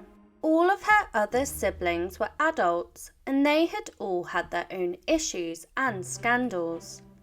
The future King Edward was living a debauched lifestyle that the royal couple disapproved of, and Beatrice was the last child living in the household, and it was due to this that they relied so heavily on emotional support from their only 4-year-old child. And that is a burden that was put on her that no child could possibly bear. She was the favourite. When her grandmother died, she was left to further support her mother in grieving for her. Victoria had pushed the majority of her children away so that she could grieve in peace, but she did allow Beatrice to comfort her, something a young child should not be responsible for doing. She lost her father at a young age. Only a few months after her grandmother passed, her father then died suddenly from a lifelong issue such as Crohn's that led to a problem with his bowel that later turned to sepsis. Beatrice was only a toddler. She was not equipped to death with such a devastating loss. Queen Victoria did not believe her grief was as great as hers. Princess Beatrice had to grow up very fast. When her father died, her mother plunged into such a deep despair that she basically lost her mother too. She famously dressed in black for the rest of her life and truly never got over Albert's death, withdrawing from her royal duties and her family duties too. Her mother used her like a live-in doll. Queen Victoria pushed all of her children away during her grief, but Beatrice was the chosen one, and she was expected to comfort her mother, and one of her tasks included laying in her mother's bed at night. There are reports that the Queen would pull Beatrice out of her bed and lay there sleepless, clasping to her child, while the Queen was wrapped in the night clothes of a man who could wear them no more. She endured intense pain for her mother. Beatrice was intelligent, and she was also a talented piano player. This hobby is something she was forced to give up due to an illness called rheumatism, which caused her pain and stopped her playing. Queen Victoria was not sympathetic of her daughter's pain and forced her to go out with her in sub-zero temperatures, even though it made her condition worse. Although you would expect this to push Beatrice away from her mother, it in fact did the opposite. She wanted to be a spinster. The child had become the Queen's closest confidant, and she depended on her baby for her emotional support. Beatrice declared at her sister's wedding that she wished to become a spinster and live with her mother forever. Unfortunately, this turned out to be a tragic premonition. Her mother was possessive, and during the 1870s, Beatrice became of age and was ready to find a suitor to marry. As a royal princess, she became one of the most eligible brides of Europe. Victoria reminisced on the words spoken by her daughter earlier that she wanted to live with Victoria, and the Queen was not ready to give up her real-life live-in doll. Taking Beatrice's young words to heart, Victoria genuinely didn't want to give up the girl. She encouraged her daughter to stick to her word in becoming a spinster so that she could be her confidant and personal secretary forever. But she had a crush on a French prince. It was not long before this idea of becoming a spinster was long forgotten, when eligible suitors began knocking at Beatrice's door. One of the handsome suitors was that of Napoleon Eugene, the son of Emperor Napoleon III and Queen Victoria's close friend, Empress Eugenie. The younger Napoleon was a European pedigree with a mass of connections, and Queen Victoria could finally envision her daughter with this man, but that was only until tragedy struck this eligible man. Her suitor met a terrible fate. Beatrice received a telegram in 1879 that turned her heart to ice when she received the news that the eligible groom, Napoleon Eugene, had died on the battlefield after he entered the Anglo-Zulu War. Beatrice then announced the news to her mother, who took the news empathetically when the pair shared a tearful and stunned time together. But her mother had a deranged plan for her. It was the death of the leading suitor of Beatrice that led to her mother suggesting something that was completely illegal and immoral. Queen Victoria wished for Beatrice to marry her dead sister's widower, Louis IV, Grand Duke of Hesse. Her sister had not long died, only a year before, and Beatrice was nearly fated to marry the grieving husband. She almost betrayed her sister, but the British royal family felt that Beatrice would be a perfect fit to care for the large brood of young children that her sister had left behind. The Queen thought Beatrice could act as a substitute mother for them, as she was used to being the emotional crutch of her mother, so would have made a perfect match to a grieving husband. The happiness of Beatrice was completely ignored, and she was also grieving the loss of her future husband and her sister. Luckily for her, it was against the law to marry her sister's widower, and her family went to great lengths to change the law to make it legal, but fortunately for Beatrice, they failed to do so. She attracted attention from all over Europe. Queen Victoria did a full 180 and flipped straight back to the idea of Beatrice becoming a spinster and living at home with her forever. However, the eligible bride was back on the market, and her availability attracted men from all over Europe once again. Several suitors came out of the woodwork, including Prince Louis of Battenberg. Queen Victoria did everything in her power to stop this courtship. Following on from part 1, find out how Queen Victoria tried to stop her daughter from marrying a prince. She ghosted a prince. Prince Louis was interested in the eligible bride, but Queen Victoria was not keen on the idea. She wanted to appear to be playing nice, so she invited him to dinner. She took this opportunity to sit right in the middle of the matching pair in an attempt to interrupt any blossoming romance between them. After the dinner, she then demanded that Beatrice ignore Louis completely. The pair did not go any further, and it wasn't until years later that Louis understood from Beatrice why she had ignored him. This was the beginning of the end for her relationship with her mother. Her ex went on to marry someone else. Louis went on to marry someone else after being rejected from the British princess. He instead opted for the easier goal of Beatrice's niece, Victoria of Hesse. Princess Beatrice was invited to the royal wedding, of which she attended, perhaps to show her what she was missing out on. But just as her ex had left the market, another one came along. So she went on the rebound. It was at the wedding that the groom's brother caught her eye, which must have been difficult for Louis to witness. She spent the wedding day with Prince Henry of Battenberg, and they enjoyed each other's company, talking, dancing, and sharing flirtatious romance. Beatrice returned home and told her mother she was to wed Prince Henry. Queen Victoria was in charge of the matchmaking between the members of her family, and her permission was required for a marriage to go ahead. Beatrice was over succumbing to her mother's demands, and so she no longer cared for her opinion on the matter. So her mother gave her the silent treatment. The Queen's response for the princess's rude approach to her match was to famously ignore her. Victoria was devastated at the prospect of her youngest child leaving her.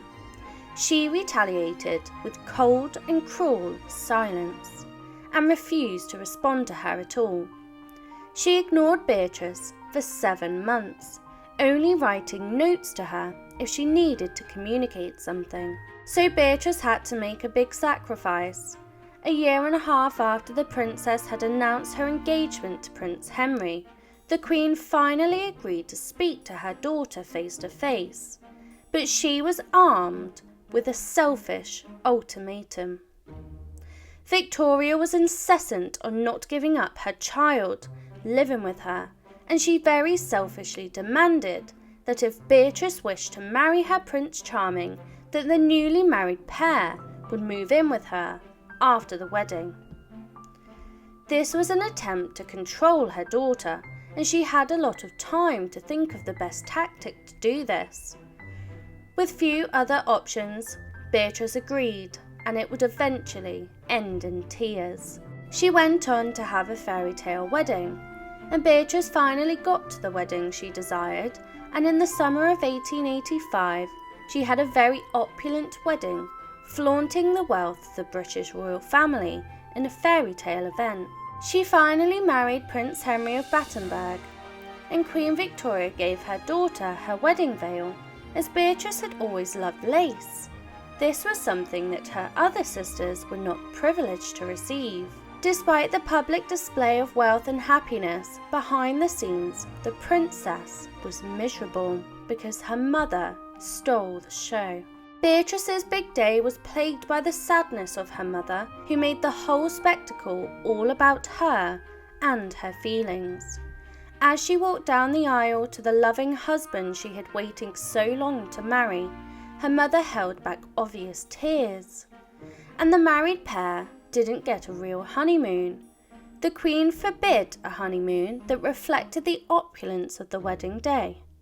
Instead, she meddled in their blossoming marriage and requested that the newly married pair stay local, only miles from her home at Qua Abbey House on the Isle of Wight.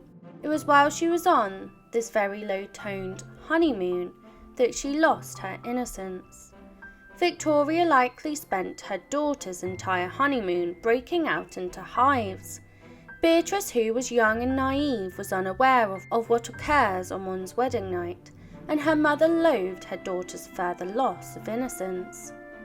Perhaps unsurprisingly then, Victoria also insisted they stay away only for a short amount of time. Beatrice was to become housebound, and she began to feel suffocated by the increasing demands of her mother. The married couple returned to the Queen's side, as was agreed in the selfish ultimatum. The Queen was now demanding that the princess and her husband not travel away from the home at any time, as she relied on them too heavily for them to leave her side. It didn't take long for this suffocating behaviour to turn into feuding, and her husband got restless. Prince Henry loved Beatrice dearly, and it was evident in the long strenuous engagement and the fact that he had put up with his mother-in-law's demands and ultimatums. But the prince had other ambitions in life, and he had his eye on a successful military career. He wanted to see the world, but Victoria had forbid him to leave her side, which probably only made his desire to escape more exacerbated. He began to beg his wife to gain approval from the Queen for him to become an officer in the military. Their request was refused. The Queen did not want him to be put in harm's way. Henry had to get his kicks from somewhere, and this led to the breakdown of their marriage, because his love strayed. Prince Henry was extremely handsome, and his masculine appearance attracted all of the ladies, and well, the prince also noticed them right back. When Henry attended a carnival one year, word got back to Beatrice that he was keeping low company, and that his eyes and his body had wandered. This led to Beatrice taking desperate measures when she decided to spy on her husband. Princess Beatrice was extremely upset and jealous, as most wives would be, at hearing the news that their husband is cheating on them. She was curious of her husband's actions, and she dispatched one of her own Royal Navy officers to tail Henry and keep an eye on him. Her motivation was to stop him from keeping company again, but unfortunately her plan backfired. Beatrice, not surprisingly, inherited just a small amount of her mother's clinginess. The princess had always been happy with Henry, and she loved and enjoyed his company. These feelings were not always reciprocated, however, and due to the intense pressure he was put under by his mother-in-law, he began to feel restless by his marriage and royal duties. He started to take more opportunities to slip away from the palace, until one year he went out in the worst way, when he literally ran away. Prince Henry had completely reached his breaking point, and he very unconventionally, for a prince, escaped the palace for good. Or so he thought. He ran away to Corsica on a boys' trip with his brother Louis. What he faced next shocked him to his core. Queen Victoria used her extreme power and wealth to show him that he could not wander away as he pleases. In true royal fashion, she sent a warship to find and bring back Beatrice's errant husband. An expensive retrieval of someone's husband, but an effective one. A mother's worst nightmare. The young princess had to admit that she had consummated the marriage with her husband to her mother when she announced that she was expecting a child. Beatrice had miscarried in the very early months of her marriage, and she was determined not to lose this child too. She therefore reduced her physical activities and social engagements to reduce the risk to her unborn child. But this action led to some very unpleasant consequences, because her mother judged her harshly. Most of the royal household was used to treating Beatrice like a child, but upon hearing the news, Queen Victoria treated her with contempt. Beatrice was still living with Victoria, and so when she was resting during her pregnancy, the Queen would get moody due to her daughter not spending enough time with her. Victoria called her resting moping, and boasted that when she was pregnant, I regularly came to dinner, except when I was really unwell, up to the very last day. Beatrice went on to have a royal brood of her own, and that November Beatrice gave birth to a son, the newest heir to the British throne. They named him Alexander, with the nickname Drino. The couple went on to have 3 more children, getting pregnant and giving birth every other year until 1891. Their other children were called Victoria, Leopold and Maurice, but her husband still wanted to abandon her, and in 1895 an old ghost came back to haunt Beatrice. Her husband was back on his quest to join the military, and as he had produced a royal brood of children, he felt even more entitled to it. He had his eye on the Anglo-Asante War in modern-day Ghana, and his request was finally accepted by the Queen, and so Beatrice had a long goodbye ahead of her. In December of that year, Beatrice waved goodbye to her beloved Henry as he went off to fight for Queen and country. After only a couple of weeks, the fatal truth that Victoria had previously envisioned came true, and Henry died. He had contracted a deadly case of malaria. They sent him home to be with his family, but he did not make it back alive, because her husband had died a horrible death. Beatrice had heard the news that her husband was sick, and she was relieved that he would be coming home. But what happened next she did not expect. She went to meet the boat back from Africa, but when she expected to see her husband, she was instead greeted with a telegram telling her the news of her husband's death. Beatrice was understandably heartbroken. She had grown up in a household full of grief, and so she did what she knew best. She grieved for the Prince Henry, who she would never see again, and she withdrew from the court, and she refused to take part in many aspects of her life. She began to neglect her family just like her mother once did with their family. The Queen surprisingly attempted to cheer her daughter up, and she organised for her to have a dark room for her hobby in photography. But this gesture was not enough to pull her out from despair. The princess was unwilling to drag herself out of mourning, and this led to a breakdown of her relationship with her own children.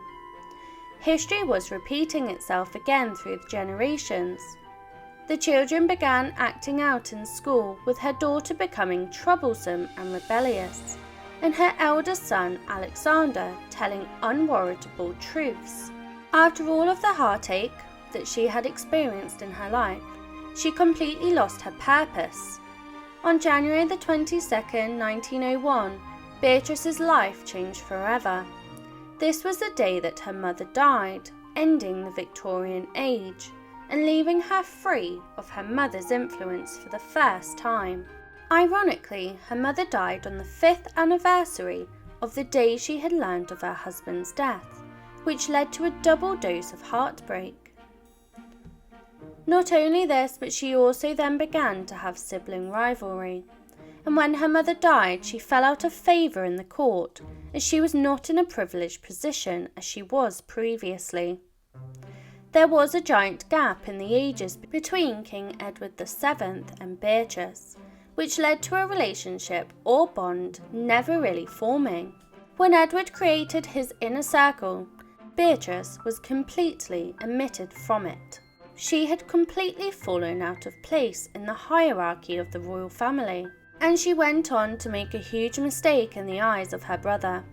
As the sister of the new king, she was still expected to act in the correct manner and attend all official events. One of the most important events she was invited to was the coronation of her brother as king.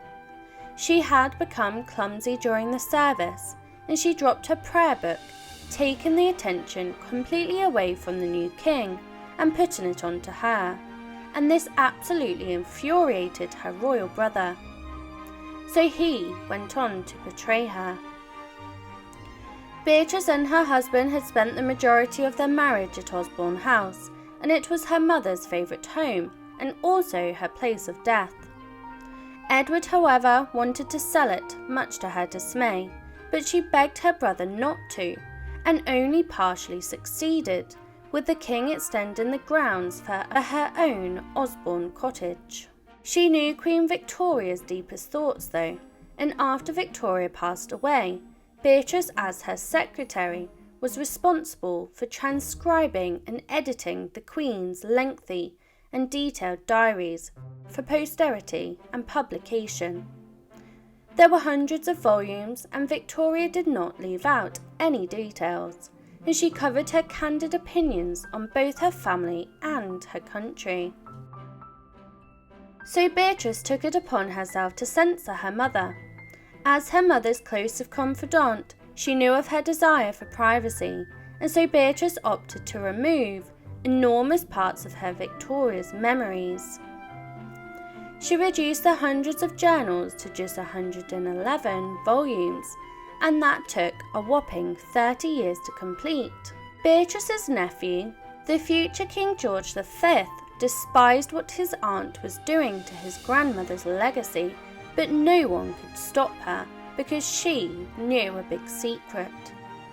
The Queen deeply mourned the loss of her husband, Albert, for years, but it is rumoured that she did eventually find happiness again in the comfort of the arms of her Scottish personal attendant, John Brown. We may never know for sure, due to Beatrice removing much of her mother's journal entries, and so there is no proof of an affair. The Queen, however, was buried with a lock of his hair, which would be a very unusual thing for a colleague to do, unless there was more to it. Sadly, Beatrice's later years provided very little happiness. Her children were becoming part of the reason for her to be unhappy. Her daughter married Alfonso XIII of Spain, and she had climbed high up the hierarchical ladder. But this marriage led to disaster, and Beatrice spent many times consoling her upset daughter when she returned back to England on many occasions. Beatrice was to suffer even more heartbreak when her son repeated history. In 1914, Beatrice saw the outbreak of World War I, and history repeated itself in the life of her son. He joined the military in his father's footsteps, and just like she had also had decades before, Beatrice stayed home and prayed for her young son's safety. Once again, history repeated itself to horrible effect, and she lost her favourite child. World War I only began in the late July of 1914, but Prince Maurice was killed in action before the year was even up. He was caught up in a shell explosion while leading his men across a ridge. He was only 23 years old, and Beatrice was completely devastated yet again by the loss in her life. She once again withdrew from public court after losing her youngest son. She carried the royal disease. The royal family was plagued with a blood clotting disorder passed down by Queen Victoria. The royal disease was a dangerous and often fatal disorder called haemophilia, and it spread all across Europe through the many marriages that Victoria made. Both the Queen and Beatrice were carriers of the disorder, and the evidence of this came to light the hard way. In 1922, her son Leopold needed knee surgery, but as a haemophiliac whose blood could not clot, he died at only 32 years old. In the end, Beatrice endured long past so many of the people that she loved. She even outlived her nephew, King George, and publicly laid wreaths in memory of him. She only passed on October the 26th, 1944, at the ripe old age of 87. Please continue to support my channel by subscribing. Please comment, like and subscribe if you wish for more stories, and leave your suggestions below and I will endeavour to cover them.